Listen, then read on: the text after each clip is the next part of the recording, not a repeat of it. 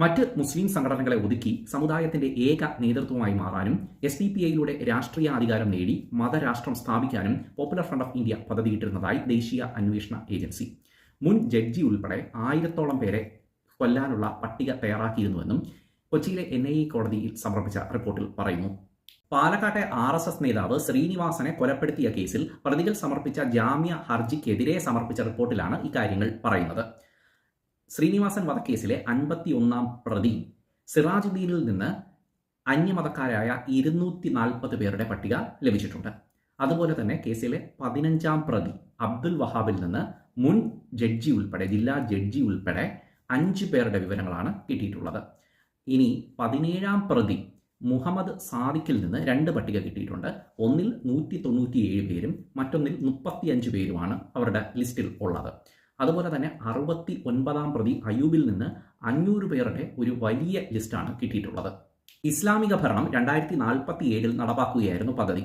സാമുദായിക പ്രശ്നങ്ങളിൽ കായികമായി ഇടപെടാനും ആയുധങ്ങളും സ്ഫോടക വസ്തുക്കളുമൊക്കെ പ്രതിരോധിക്കാനായി ഉപയോഗിക്കാനൊക്കെ പദ്ധതി തയ്യാറായിരുന്നു. അതുപോലെ തന്നെ നീതിപീഠം, പോലീസ്, സൈന്യം ഇവയിലൊക്കെ കേഡർമാരെ തിരികെ കയറ്റാനും എതിർക്കുന്നവരെ ഇല്ലാതാക്കാനും വിപ്ലവങ്ങൾ അല്ലെങ്കിൽ സായുധ കലാപങ്ങൾ ഏർപ്പാടാക്കാൻ എല്ലാം പദ്ധതി ഉണ്ടായിരുന്നു. Reporters wing, physical and training wing, services wing, hit team എന്നിങ്ങനെയാണ് പല തരത്തിലുള്ള കമ്മിറ്റികൾ രൂപീകരിച്ചിരുന്നത്. ഇതിനകത്ത് റിപ്പോർട്ടേഴ്സ് വിങ് ആണ് വ്യക്തികൾ, ഹിന്ദു നേതാക്കൾ, ദിനം പ്രതി നടക്കുന്ന സാമൂഹിക പ്രശ്നങ്ങൾ ഇതെല്ലാം ഒരു ഡെയിലി ബേസിസിൽ റിപ്പോർട്ട് ചെയ്തിരുന്നത്. അപ്പം ജില്ലാ കമ്മിറ്റി സംസ്ഥാന നേതൃത്വത്തിന് സമർപ്പിക്കുന്ന റിപ്പോർട്ട് അനുസരിച്ചാണ് കൊല്ലേണ്ടവരുടെയും അതുപോലെ തന്നെ ആക്രമിക്കപ്പെടേണ്ട സ്ഥാപനങ്ങളുടെയും ഒക്കെ പട്ടിക തയ്യാറാക്കുന്നത്. ആക്രമിക്കുന്ന ദൗത്യമാണ് ഹിറ്റ് ടീം, അതായത് സർവീസസ് വിങ് നിർവഹിക്കുക. അതേപോലെ ഈ ശിക്ഷ നടപ്പാക്കുന്നത് ദാറുൽ ഖ്വാസ എന്ന കോടതിയാണ്.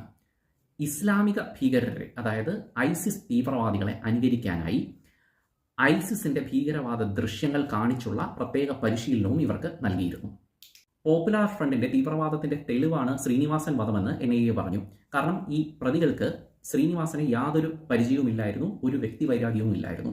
സംഘടന കൊടുത്ത ലിസ്റ്റ് പ്രകാരമുള്ള പേരിലുള്ള ആളെ വധിക്കുക എന്നുള്ള ദൗത്യം മാത്രമാണ് അവർ നിർവഹിച്ചത്, ആ ഒരു സിദ്ധാന്തത്തിന്റെ പേരിൽ, ഐഡിയോളജിയുടെ പേരിൽ.